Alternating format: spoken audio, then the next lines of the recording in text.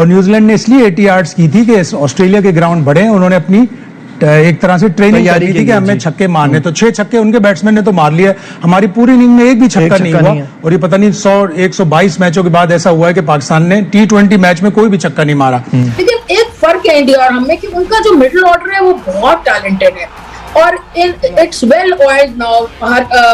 Pandya perform कर रहा है, स्काई परफॉर्म कर रहा है, तो पंट है, वो सारे जो है बहुत बेहतर स्किलफुल प्लेयर्स हैं। हमारी जो मिडिल ऑर्डर है वो इतनी स्किलफुल नहीं है। तो हमारे पास एशिया कप की मेजबानी है, तो बाकी कंट्रीज का तो कंफर्म है आएंगी। जो हमारी पॉलिटिकल लिहाज से एक आती है रिफ्ट भारत के साथ, क्या वो आप समझते हैं कि आप उनको कन्विंस करने में, जिस तरह न्यूजीलैंड और उनके लिए इंग्लैंड के लिए स्टार्स लिया, भारत को कन्विंस करने में कामयाब होंगे कि वो यहाँ पर पाकिस्तान आकर खेलें? तो आगे देखती हूँ, दुनिया मेंटल कोचिंग पे भी बात करती है, दुनिया स्पोर्ट्स साइकोलॉजिस्ट पे भी बात करती है। इंडिया पैडी अपटन को सिर्फ इसलिए लेकर आए कि इंडिया दिख रही थी कि बड़े मैचेस में चोक कर रही है, इवेंट्स के बड़े मैचेस में चोक करती हुई दिख रही है। हम क्यों नहीं सोचते इन मेंटल इश्यूज के बारे में, इस बारे में कि शायद हमारी टीम भी चोक करती है? नमस्कार दोस्तों, स्वागत है आप लोग का स्पोर्ट्स न्यूज के एक और नए वीडियो में। दोस्तों, एक बार फिर से रमीज राजा ने भड़काऊ बयान दिया।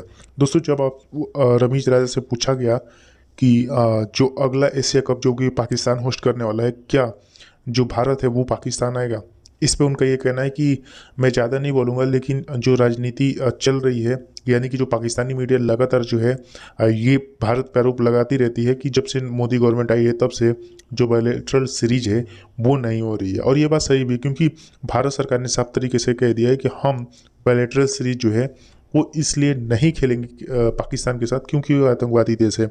जो वर्ल्ड कप के मैच है वो तो खेलना पड़ता है क्योंकि पूरी दुनिया के साथ वो होता है। लेकिन दोस्तों, जिस तरीके से रमीज राजा ने एक बार फिर से कहीं ना कहीं ये कहने की कोशिश की कि जो सियासी चीज़ें हैं उसकी वजह से जो है वो मैच नहीं होने पा रहे हैं, यानी कि जो रमीज राजा उनका ये कहना था कि मोदी की वजह से जो भारत पाकिस्तान के बीच में मैच है वो नहीं हो पा रहा है। उसके बाद से कहीं ना कहीं पाकिस्तानी मीडिया भी भड़की हुई है और कई पाकिस्तानी लेजेंडों का ये बयान आया है कि रमीज राजा इस समय इंडिया पे बहुत बार बात कर रहे हैं और हमें इंडिया पे ज़्यादा बात करके उसे अहमियत नहीं देनी चाहिए, यानी कि पाकिस्तानी मीडिया का सोच देखकर आपको उन पे हंसी भी आएगी। तो चलिए वीडियो में आगे चलते हुए देखते हैं कि इसमें पाकिस्तानी मीडिया और ख़ास करके पाकिस्तानी मिडिल ऑर्डर के बारे में क्या बात कर रही है। ये सिर्फ थोड़ी सी ईगो का इशू मुझे लगता है अभी हो गया और टाइम भी बड़ा कम है कि इस वक्त वो सोच रहे हैं कि शायद अगर इस वक्त किसी को चॉप एंड चेंज किया जाए और वर्ल्ड कप में ना चले तो फिर एक कम से कम ये ट्राइड एंड टेस्टेड हैं दोनों, और जिस दिन लंबे चल जाते हैं तो बड़े रन बनाते हैं। हाँ। उसमें यही है ना कि फिर वही सारी बहस है कि स्ट्राइक रेट एक बेहतर चीज है या स्ट्राइक रेट को फॉलो करना चाहिए या एवरेजेस पे जाना चाहिए। मेरे हिसाब से स्ट्राइक रेट पे जाना चाहिए। वजह उसकी ये है कि बहुत बड़े बड़े प्लेयर्स जो दुनिया के हैं जो पहले जमाने में एवरेजेस पे ही जाते थे, रोहित शर्मा फर्ज करें, तो वो भी आप चाहते हैं कि वो 25-30 बॉलें खेलें, उसमें 150-60 के स्ट्राइक रेट से जो भी कंट्रीब्यूट करना है कर दें और उसके बाद आगे की चांस दें। लेकिन एक फर्क है इंडिया और हमें कि उनका जो मिडिल ऑर्डर है वो बहुत टैलेंटेड है और it's well oiled now. Pandya perform कर रहा है, स्काई परफॉर्म कर रहा है, तो पंट है, वो सारे जो है बहुत बेहतर स्किलफुल प्लेयर्स हैं। हमारी जो मिडिल ऑर्डर है वो इतनी स्किलफुल नहीं है। दूसरी हमारी एक जो हम गलती कर रहे हैं, जो पिछली दफा बेहतर हुई कि शादाब को ऊपर भेजें, दोनों ऑलराउंडर्स को यूटिलाइज करें तो शायद बेहतरी भी आ जाए। मैंने देखा कि पाकिस्तान की जो टीम है वो इंडिया के खिलाफ पहले कभी किसी बड़े मेजर टूर्नामेंट में इस तरह उन्होंने आउटक्लास नहीं किया जिस तरह अब करना शुरू हो गई है। क्या आप समझते हैं कि जो प्लेयर्स हैं हमारे मिडिल ऑर्डर की, खास तौर पर आजकल बड़ी तनकीद हो रही है उस पर, लेकिन एक प्लेयर अगर परफॉर्म नहीं करता तो दूसरा हमने देखा है कि उसकी जगह परफॉर्मेंस दे देता है। आपको कोई रिजर्वेशन है मिडिल ऑर्डर पे कि या चेंजेस की जो बात होती है उस पर कोई थोड़ा सा? देखिए, पहले तो इंडिया को जो हम जीते हैं मैचेस ये तो बड़े अरसे के बाद हुआ है। सो एक तो इस टीम की तारीफ करनी चाहिए क्योंकि ये स्किल्स की ज़्यादा बात नहीं थी, शायद स्किल की भी थी। इंडियन स्किल लेवल में हमसे बहुत आगे हैं, अभी भी बैटिंग में आगे हैं वो, मगर मेंटल एक ब्लॉक था जिसको कि क्लियर करना था और वो किया इस टीम ने एक यंग कैप्टन के नीचे। क्योंकि जैसे मैंने कहा ना कि अगर आपको कप्तान को आप स्ट्रांग करते हैं तो फिर वो टीम को लेके जाता है और उसकी ओनरशिप कंप्लीट होती है। और मेरा काम ही यही है क्योंकि मैं क्रिकेट खेला हूँ, मैंने कप्तानी की हुई है। अगर आप ड्रेसिंग रूम में आपकी सल्तनत नहीं है आपकी बात नहीं है और पीछे से आपको कोई डोर खींचता है, आप कभी भी कॉन्फिडेंस इन बच्चों का नहीं ले सकेंगे, अपने को प्लेयर्स का। सो एक तो ये करने की मैंने कोशिश की कि बाबर आजम को अथॉरिटी दी है, वो समझते हैं और बहुत बेहतर समझते हैं। फॉर अ 27-year-old मतलब है बहुत ज़्यादा वो कॉन्फिडेंट भी हैं और मेच्योर्ड भी हैं। एशिया कप की भी मेज़बानी है, तो बाकी कंट्रीज का तो कंफर्म है आएंगी। जो हमारी पॉलिटिकल लिहाज से एक आती है रिफ्ट भारत के साथ, क्या वो आप समझते हैं कि आप उनको कन्विंस करने में, जिस तरह न्यूजीलैंड और उनके लिए इंग्लैंड के लिए स्टार्स लिया, भारत को कन्विंस करने में कामयाब होंगे कि वो यहाँ पर पाकिस्तान आकर खेलें? देखिए, बहुत बड़ा ब्रेक थ्रू होगा अगर वो आते हैं। मुझे नहीं पता कि अभी पॉलिटिकल सिचुएशन वहाँ पे क्या है या हमारे यहाँ क्या बनती है। लोग तो एज्यूम कर रहे हैं ना कि वो वहाँ पे ज़्यादा मुश्किलात हैं। असल में इतनी ज़्यादा दूरियां हो गई अनफॉर्चुनेटली कि यहाँ के ऊपर भी एक प्रॉपर होमवर्क की ज़रूरत है और अंदर बैठ के हमने भी डिसीजन लेने होंगे। बट क्रिकेट मेरे हिसाब से एज एन एक्स क्रिकेटर मैं आपको बता सकता हूँ, फैंस एक दूसरे से मोहब्बत करते हैं, क्रिकेटर्स एक दूसरे से मोहब्बत करते हैं।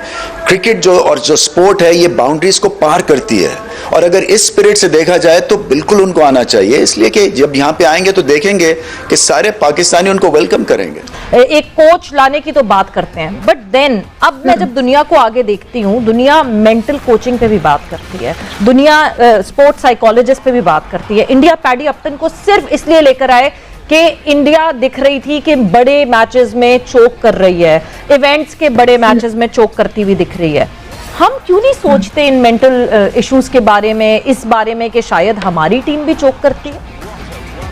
देखिए सर, आपने बहुत अच्छी बात की और ये जो आप बात करी ना स्पोर्ट्स साइकोलॉजिस्ट वाली, ये मैं जिस वक्त प्रोग्राम होस्ट करती थी 10 साल पहले, तो मैंने अपने प्रोग्राम में एक बुलाए थे स्पोर्ट्स साइकोलॉजिस्ट, तैमूर उनका नाम था जी। और उन्होंने मुझे बताया कि उनकी ऑलमोस्ट ही was going to be a part of the Pakistan team, बस आखिरी मरहल पे किसी ने पता नहीं सेल्फ इंटरेस्ट की वजह से वीटो कर लिया और वो जाके यूएई के साथ उन्होंने काम किया और पर्सनली इंडिविजुअल लेवल पे पाकिस्तान के कुछ प्लेयर्स के साथ भी काम किया। तो यकीनन इसकी जरूरत है और आई एम श्योर अगर रमीज राजा इसके बारे में भी जरूर सोच रहे होंगे, क्योंकि वो सोचते तो बहुत हैं। ये मुझे पता है कि इससे बेहतरीन आज तक हमारे पास शायद नूर खान के अलावा, नूर खान और रमीज राजा आई थिंक बेस्ट चेयरमैन आए हैं, जो गेम को समझते हैं, गेम के बारे में सोचते हैं, उसको बेहतर करना चाहते हैं। एंड सो मच सो के नूर खान ने तो पीआईए को भी बेहतर कर दिया था। तो दोस्तों, जैसे कि आपने इस वीडियो में देखा कि जो पाकिस्तानी मीडिया है वो दो टॉपिकों पर बात कर रही थी, खास करके पाकिस्तान के मिडिल ऑर्डर और इंडिया के जो मिडिल ऑर्डर है उसके बारे में। और जो रमीज राजा के बयान है उस पर तो कहीं ना कहीं पाकिस्तान के बड़े बड़े लेजेंडों ने भी कॉमेंट किया है। दोस्तों, हम बात करते हैं पाकिस्तान के मिडिल ऑर्डर के बारे में। तो पाकिस्तान का मिडिल ऑर्डर एशिया कप से लगातार एक्सपोज होता हुआ है और ये देखा गया है कि जब ऊपर के जो बाबर और जो रिजवान है वो नहीं चलते हैं तो पाकिस्तान की टीम जो है वो 150 रन भी नहीं बना पाती है। और दोस्तों, इसका सबसे लेटेस्ट जो चीज़ है वो आपने न्यूजीलैंड के खिलाफ जो पाकिस्तान का मैच था उसमें आपने देखा कि 130 रन पे ही वो ऑल आउट हो गए क्योंकि रिजवान और बाबर नहीं चले। और दोस्तों, इसीलिए पाकिस्तानी मीडिया कंसर्न है कि जो अगला वर्ल्ड कप आने वाला है उसमें अगर ऐसे ही हाल रहा तो बाबर और जो रिजवान है वो तो आउट होंगे ही, क्योंकि वहाँ पे जो पूरी टीम है वो अपने दिलो जान से लड़ने की कोशिश करेगी। और अगर बाबर रिजवान आउट हो गए तो क्या हमारी जो टीम है क्या वो इसी तरीके से एक्सपोज होती रहेगी? और ये बात सही भी है क्योंकि पाकिस्तानी मीडिया का ये कंसर्न जो है वो कहीं ना कहीं दिखाता है कि पाकिस्तानी जो टीम है उसका मिडिल ऑर्डर बुरी तरीके से जो है फ्लॉप रहा है।